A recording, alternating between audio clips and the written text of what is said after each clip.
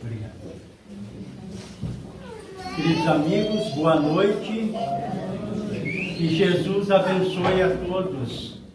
A palavra família tem sua origem no latim famulo, significando escravo doméstico. A palavra foi criada na Roma antiga para designar aquele grupo formado por pessoas de mesma consanguinidade, os agregados e os escravos. A família, nesse grupo romano, era aquela família pelos laços materiais. Obrigado. Quando Cristo chega até nós, ele vai nos falar de um outro tipo de família, as famílias pelos laços espirituais, e especialmente em dois momentos. O primeiro momento está lá em Mateus, no capítulo 15, quando Cristo está chegando a Cafarnaum, aquela das menores cidades da Galileia, formada basicamente por pequenos agricultores e por pescadores, e ele, em Cafarnaum, vai ter a casa de Simão Pedro. O povo fica lá fora e o Cristo começa a orientar os seus discípulos mais próximos naquela casa humilde.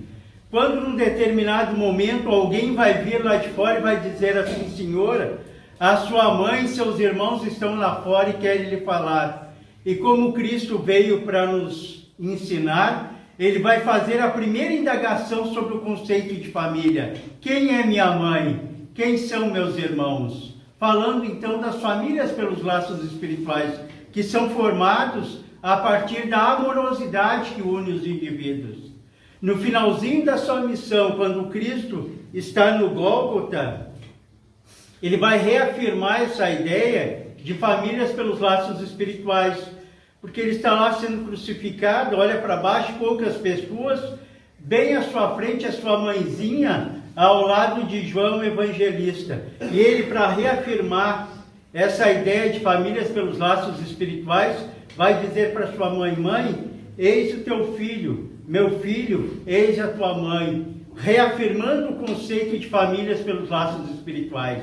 Allan Kardec, no Evangelho segundo o Espiritismo, lá no capítulo 14, honrai pai e mãe, no item 8, ele vai explicitar esses conceitos de famílias pelos laços materiais e famílias pelos laços espirituais, dizendo o codificador que as famílias pelos laços materiais são formadas a partir do interesse que une as pessoas.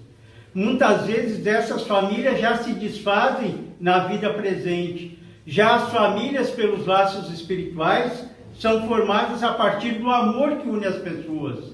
E vai dizer mais o codificador, que muitos componentes dessas famílias pelos laços espirituais estão lá dentro das nossas casas, mas estão fora delas também. Então, às vezes, é muito comum dentro do centro espírita, no nosso local de trabalho material, ou na sociedade em geral, a gente encontrar aquela pessoa que a gente tem tanta afinidade, tem tanta doçura com a pessoa, que a gente pensa assim: parece que eu me dou melhor com essa pessoa do que com aquela que está lá na minha casa. Porque efetivamente ela faz parte da família pelos laços espirituais. Diz o codificador também que muitos componentes dessas famílias estão reencarnadas aqui, mas muitos estão na dimensão espiritual. Então, à noite, quando a gente dorme, é muito comum o corpo ficar repousando e ocorrer aquilo que Kardec chama de emancipação da alma. Ou seja, o corpo repousa e o espírito tem liberdade de ir à dimensão espiritual e lá se encontra com essas pessoas do seu coração. Daí, no outro dia, é muito comum a pessoa acordar e sentir uma certa saudade, uma nostalgia que ela não sabe bem de onde vem, mas vem justamente desses encontros que ocorrem na dimensão espiritual com os nossos queridos. Então, um grande objetivo nosso aqui na Terra é estabelecer nas nossas famílias esse componente de famílias pelos laços espirituais, que são formadas pelo amor que une as pessoas. E a doutrina espírita vê de tal forma a importância da família, que lá no Livro dos Espíritos, na terceira parte, Allan Kardec irá indagar os nossos irmãos superiores na questão 775 de O Livro dos Espíritos, perguntando qual seria para a sociedade o resultado do relaxamento dos laços de família. Ou seja, o que ele está perguntando? Qual seria para a sociedade o resultado do relaxamento, quando nós não agimos na família como deveríamos? Então, os Espíritos respondem, haveria um aumento do egoísmo. Um aumento do egoísmo. E lá na questão 785, na Lei do Progresso, Allan Kardec vai perguntar, qual o grande obstáculo ao progresso? O egoísmo. Estão vendo a similitude das questões? Qual seria para a sociedade o resultado do relaxamento dos laços de família? Haveria um aumento do egoísmo. Qual o grande obstáculo ao progresso? O egoísmo. Então nós percebemos que a família é aquele ambiente próprio onde nós vamos aprender a ser menos egoísta, portanto evoluir. Ali dentro da família, nós vamos sempre pensar antes no outro do que em nós próprios. É comum ali nesse ambiente nós pensarmos primeiro na nossa esposa, no esposo ou nos filhos, para depois pensar em nós. Portanto, a família faz com que a gente seja menos egoísta. E em sendo menos egoísta, a gente progride, a gente evolui. Mas eu sei o que é que vocês estão pensando. Vocês estão pensando assim, mas Breno, tu tens certeza que aquela turma lá me ajuda a ser menos egoísta? Tenho certeza. E vou dar exemplos para vocês. Porque o que ocorre? Nós estamos num mundo ainda de expiações e provas. Então todos nós que estamos aqui, as criaturas que habitam este planeta, são aquelas criaturas, né, que têm dificuldades morais ainda, né? Dificuldades, muitas vezes, do orgulho, do egoísmo, do apego material. Nós temos ainda essas dificuldades. Mas vai chegar um momento em que nós reencarnamos aqui e vamos, né, escolher um cônjuge, alguém para a gente casar. Normalmente, quando chega na idade própria, acontece isso, né? Então, o que vai acontecer? Nós vamos fazer uma escolha de alguém. Mas olha que interessante que ocorre. Nós temos infinitas possibilidades de escolha. As opções são enormes, porque na Terra existe 7 bilhões de pessoas e a gente só tem que escolher uma. Olha que bom! Tem muitas opções, são 7 bilhões, a gente só escolhe uma. Porque quando nós estávamos nos mundos primitivos e nós passamos por lá, nós vivíamos aqui na Terra feito animais, aos bandos. Então nós tínhamos dezenas e dezenas de companheiros e companheiras.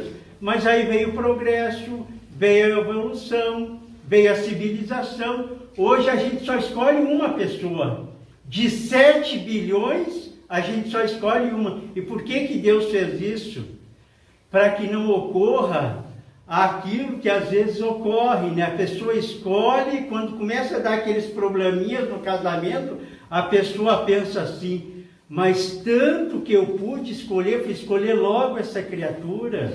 Claro que aqui em Canoas não acontece isso, mas em outras cidades acontece, né? Tanto que eu pude, tinha 7 bilhões, eu só tenho que escolher uma.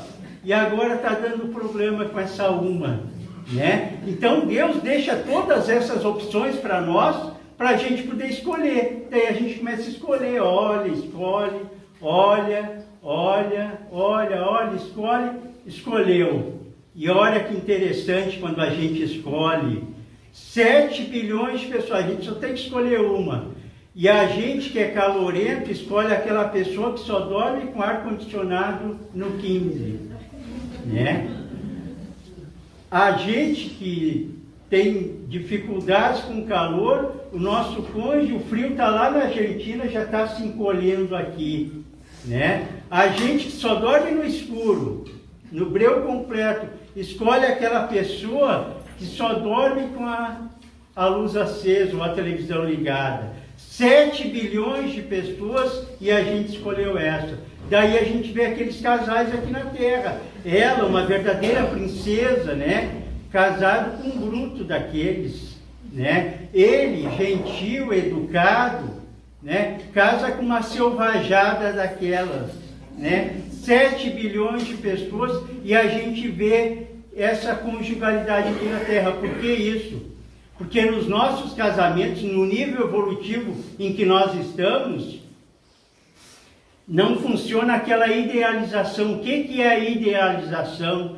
Quando nós idealizamos o nosso cônjuge, aquela pessoa que a gente está conhecendo, nós colocamos virtudes dentro da pessoa que ela não tem. Isso é idealizar, é colocar virtudes dentro da pessoa. E isso acontece naquela fase, né? Antes do casamento, aquela fase de conhecimento, de namoro. E aí, na verdade, nós não conhecemos a pessoa totalmente nessa fase. Porque, não sei vocês, mas eu namorei há muito tempo. E na fase do namoro, normalmente, a gente fazia um marketing positivo, lembram? A gente só mostrava o que era bom. A outra partezinha a gente deixou para mostrar depois. Depois que casou, daí a gente mostra, né? Então, o que acontece? Nessa fase é assim, mas daí a gente casa, né? Lembramos, então, que estamos no mundo de provas e expiações, nós temos dificuldade, o nosso cônjuge também, e daí a gente programa a vinda do filho. O filho também vai reencarnar no mundo de expiações e provas, portanto, ele vai ter dificuldades também.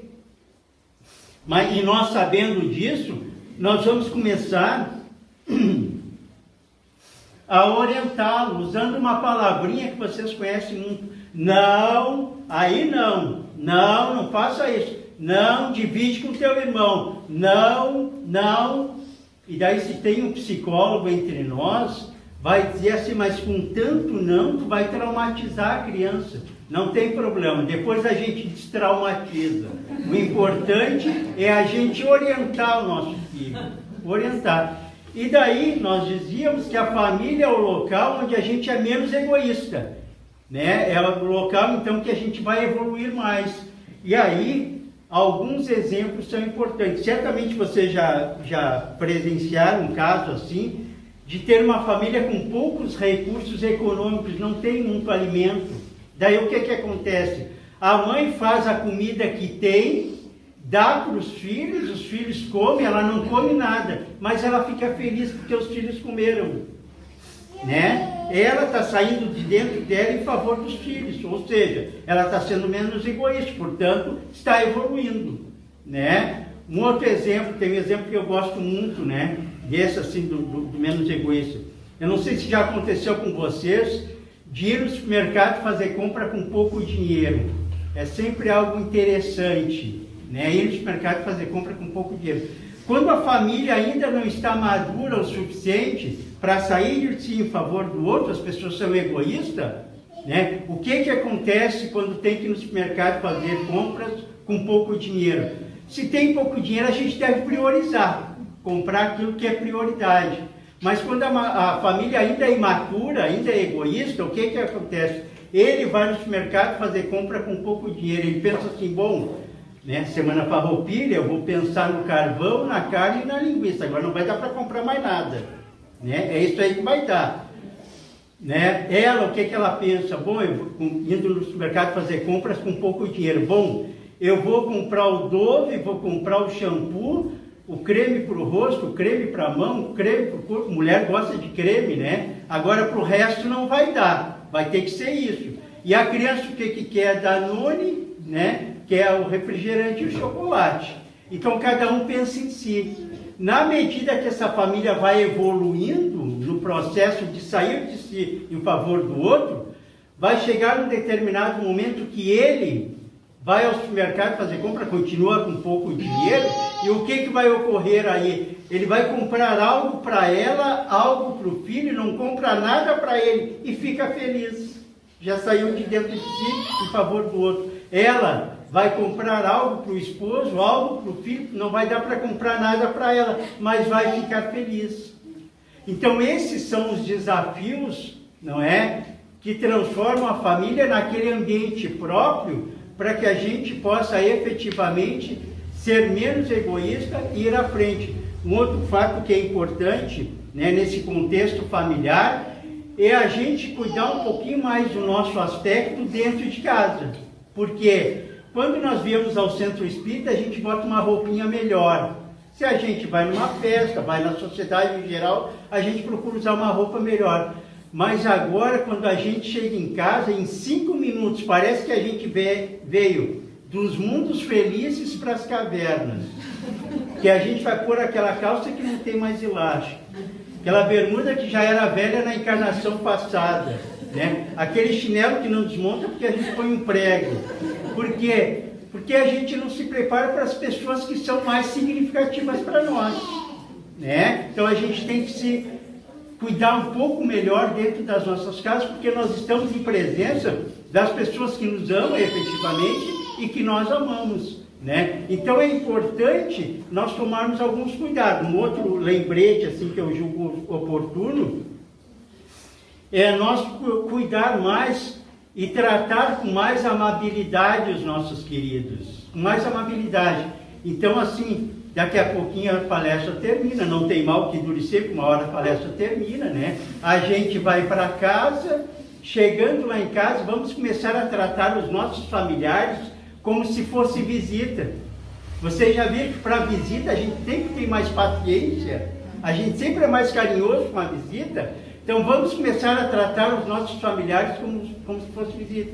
Então a gente vai chegar em casa, logo mais a gente vai jantar, estamos reunidos lá, e a gente está com essa ideia de tratar o familiar como visita. Daí a gente vai olhar para um dos nacionalistas e dizer, por gentileza, poderia me passar o sal? Eles vão ficar olhando e não entendendo mesmo o que está vendo. Será que é comigo? Né? Por gentileza, me passe a água. Obrigado, hein? Eles vão ficar assim, sem saber bem o que está havendo, mas insiste que eles vão acostumar. Insiste que eles vão acostumar. Um outro ponto que nós julgamos oportuno é a questão do diálogo.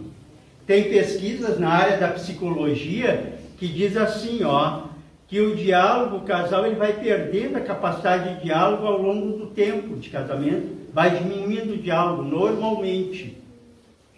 Então a gente compara como conversava lá na época de namoro e como conversa na época de casado. A gente vai ver que se reduziu muito, né? E tem uma outra pesquisa interessante na área da psicologia também, que diz assim, que o homem é muito mais introvertido, fechado, que a mulher, que é mais extrovertida, né? De um modo geral, claro que a gente vai encontrar homens que falam mais que mulheres, mas de um modo geral, o homem é mais fechado, mais introvertido, a mulher é mais extrovertida. Tanto que essas pesquisas dizem assim, que o homem pronuncia por dia em torno de 7.000 palavras. E a mulher pronuncia por dia em torno de 21.000 palavras. Bastante, né? Então, para os nossos companheiros que estão aqui, né? E não é crítica, é só a pesquisa, né? Que mostra isso. Para os nossos companheiros que estão aqui, um lembrete. Se chegou em casa às 6 da tarde, e aquele dia ela só pronunciou 10.000 palavras, te prepara. Te prepara que vai ter conversa, né? Então, muitas vezes, quando vai cerceando a conversa, o diálogo vai diminuindo, o que acontece? Ela de manhã, por exemplo, diz para ele assim, hoje a gente tem que conversar. E ele, para cercear, para não ter a conversa, ele vai dizer, não, mas vai dizer o que tu quer, pode dizer. Não, logo mais nós vamos conversar. Quando ele diz isso de manhã, que logo mais vai conversar, aquele dia vai ser difícil para passar para ele, né? Nesse exemplo que eu estou dando. Vai passar difícil, e daí à tardinha ele vem correndo para casa, sôfrego, né? Para chegar em casa. Chega em casa, põe aquele pijama listrado como se fosse um prisioneiro e fica esperando. Ela que normalmente chega mais cedo, de propósito ela chega um pouquinho depois. E quando ela chega em casa, o melhor local para o casal conversar, por óbvio, é o quarto, né? Mas não, ela disse na sala. Quando ela diz na sala, ela está dando o grau de conversa que vão ser ali. E ela nem tira a roupa da rua para colocar a roupa de casa, não, ela fica com o mesmo traje, mostrando pela vestimenta o teor da conversa, né? Ele senta lá, se esparrama no sofá, e ela não senta ao lado dele, ela senta de frente, dando pelo gestual o confronto que vai se estabelecer ali. Ela senta bem na pontinha da poltrona, cruza as pernas, olha para ele e diz, o que você está achando da nossa relação? Ele começa a tremer. Se ele é espírita, ele vai dizer, dá para dar um passe? E ela vai começar a falar. Ela vai começar a falar. Vai falar. 1 hora depois ela pergunta, então, bem, o que tu tem para falar? Olha, não tenho nada, tu já disse tudo. Né? Então esse diálogo não vai chegar a bom termo, porque na verdade não houve um diálogo, houve um monólogo, só uma pessoa falou. Né? Então nós temos que lembrar do tempo que a gente era namorado, que a gente sempre tinha o que falar. E daí outro dia, o meu filho chega da casa da namorada, né? Ele disse, pai, eu vou ligar para ela só para dizer que cheguei bem. Claro, tem toda essa violência lá fora, né? Sempre é bom avisar que chegou bem. 50 minutos depois eu ainda perguntei, mas filho, tu ainda não disse que chegou bem? E até para desligar é difícil, desliga você, não, desliga você, desliga você. Então o que ocorre? O desafio na família são enormes, grandes desafios estão presentes nas nossas famílias. Mas a família é esse ambiente preparado por Deus, através de um processo pedagógico próprio, para que a gente possa evoluir. Pode nada dar certo para nós lá fora, mas é sempre bom nós termos na consciência e no nosso coração aquela ideia assim, ó, mesmo que nada dê certo lá fora, eu tenho um ambiente que é o ambiente familiar, onde eu vou ser recepcionado pelas pessoas que eu amo e que efetivamente me amam. Muita paz a todos.